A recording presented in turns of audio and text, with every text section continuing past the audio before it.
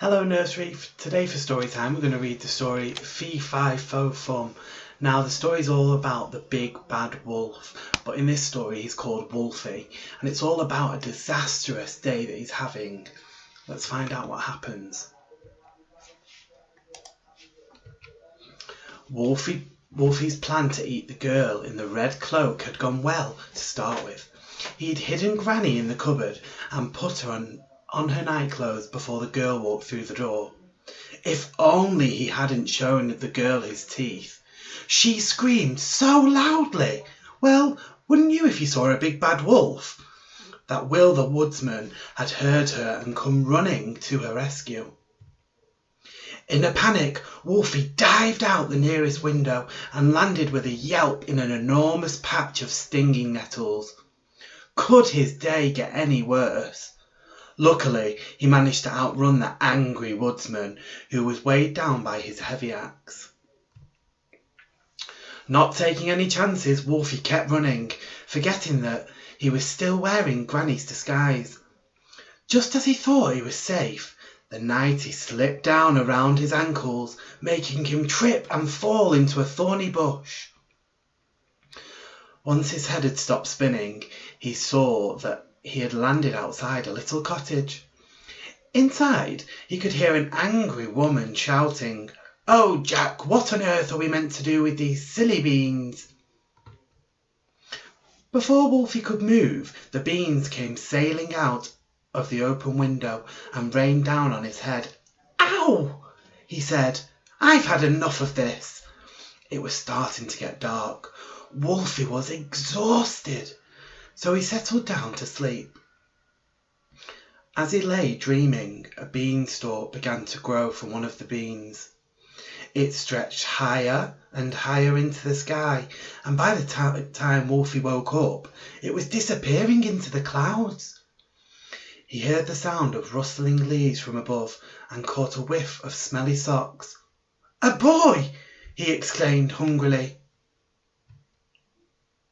"No more red-cloaked girls or little pigs for me," he said to himself. "I'm heading after that boy. Soon it will be lunchtime." Wolfie climbed as quickly as he could, using his claws to grip the stalk as he clambered higher and higher.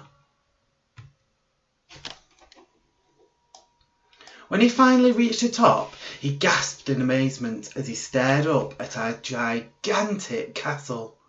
It was so huge that it looked like it belonged to a giant.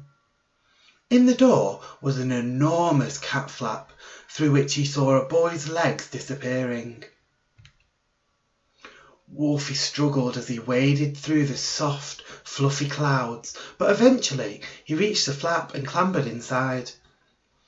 He tried to follow the scent of the boy, but was distracted by another smell that crept inside his hairy nostrils. Someone who smelled even worse than the boy was nearby.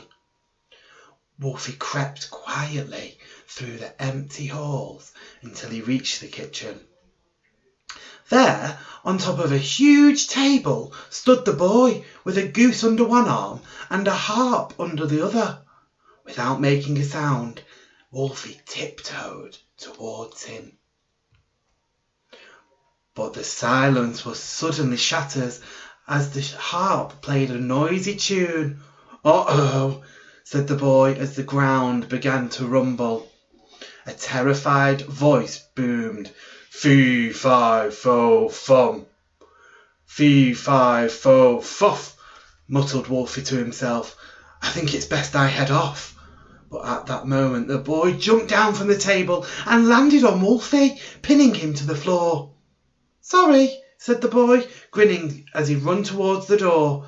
"And thank you for the soft landing." Wolfie struggled to his feet and raced after the boy, with the thud, thud of the giant's footsteps close behind him.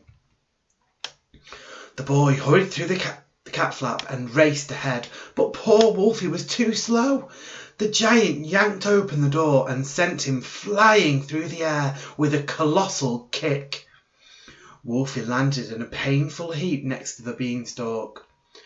Determined to catch the boy, the persistent wolf scrambled down the beanstalk with the giant in hot pursuit.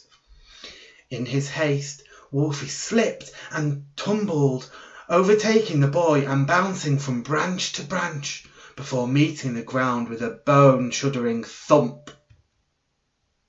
Now, you might think this is where Wolfie's problem would end, but unfortunately for him, there was one last horrible surprise waiting. There, in the garden, stood Will the huntsman with his sharp, shiny axe. "Not you again," Will yelled. He chased after Wolfie, accidentally hacking at the beanstalk with every swing of his axe. Soon a creaking sound filled the air, and the beanstalk began to topple. The giant and the beanstalk came crashing down to the ground. As the boy headed back to the cottage, Wolfie stalked away, furious after a disastrous day of bumps and bruises. And no dinner! "Maybe I'll go and visit those little pigs again," he thought. "Third time lucky after all." Some wolves never learn. I hope you enjoyed the story. I thought that we could play a little game of Who Am I?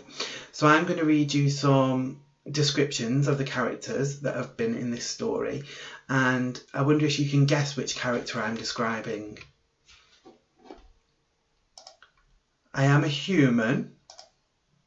Wolfie wants to eat me. I am saved by Will the woodsman. I am a girl. And I wear a red cloak. Can you think who that might be describing from the story? Little Red Riding Hood. Well done if you got that right. Let's have a look at the next description. The magic beans belonged to me. Wolfie chased me up the beanstalk.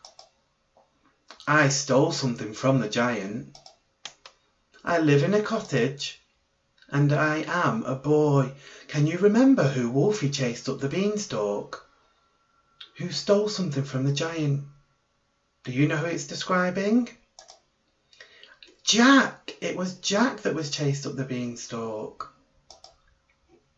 Let's see who this is. What's this describing? I am magical. I was stolen from the giant's house. I am made from gold. I can be played.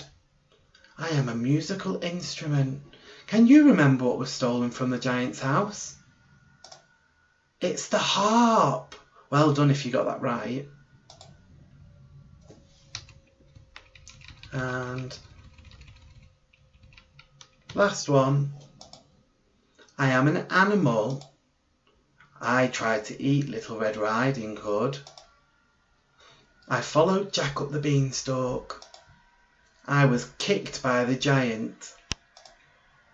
And I went to find the 3 little pigs. Can you remember who that was? It's our main character from the story. It's Wolfie, the big bad wolf. I hope you enjoyed the story, Nursery. I'll see you tomorrow for our final story time before the half term. Bye.